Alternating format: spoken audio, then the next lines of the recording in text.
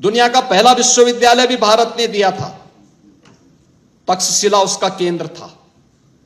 तक्ष महाराज भरत के पुत्र थे, भगवान राम के अनुज भरत के पुत्र, उनके नाम पर वहीं पर दुनिया का पहला व्याकरण देने वाले पाणिनि का जन्म भी हुआ।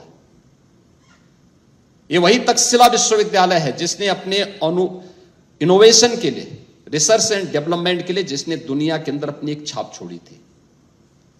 वहीं पे चरक हुए, जो दुनिया का पहला चिकित्सक, आयुर्वेद के ग्रंथों की रचयिता जिन्होंने की, जिन्होंने रचे थे, इसी विश्वविद्यालय में रचे थे।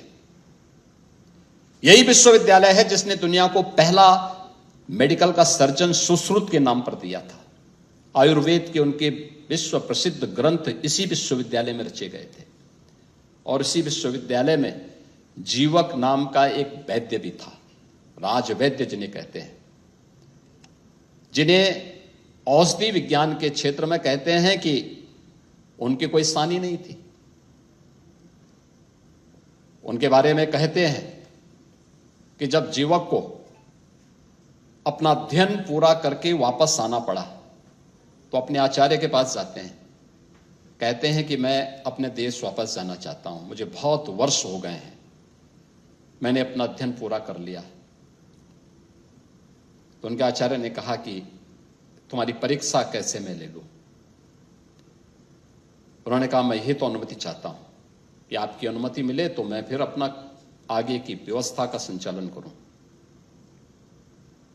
उन्होंने कहा ठीक है, बताओ, इस सामने जो जंगल है, इस जंगल में जाओ और देखो कौन सी ऐसी वनस्पति है जिसमें औषधीय गुण न हो। कहते हैं जीवक तक्षशिला के आसपास के जंगलों का छान फांकते हैं, एक एक जगह जाते हैं, जंगलों में 15 दिनों तक व्यतीत करते हैं। और 15 दिनों के बाद जब वापस आते हैं तो उन्होंने अपने आचार्य के सामने विनम्रता के साथ कहा कि नास्ति मूलो अनौषध है, यानी कोई भी वनस्पति ऐसी नहीं जिसमें औषधीय गुण न हो।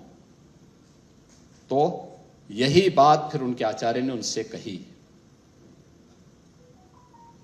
कि अमंत्रम अक्षरम नास्ति, नास्ति मूलो अनौषध है, अयोग्यो पुरुषो नास्ति योजकः तत्र दुर्लभ। यानी कोई मंत्र अक्षर ऐसा नहीं जिसमें मंत्र बनने की सामर्थ्य न हो,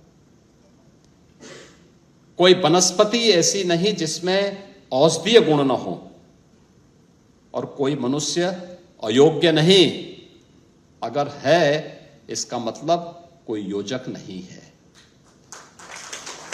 और ये योजक नहीं है, यही हम कह रहे थे, जब बेईमान और भ्रष्ट लोगों के हाथों में सत्ता आएगी, उस सत्ता का शोषण और दोहन उसी प्रकार से करेंगे जैसे उत्तर प्रदेश के सामने पहचान का संकट खड़ा हुआ था।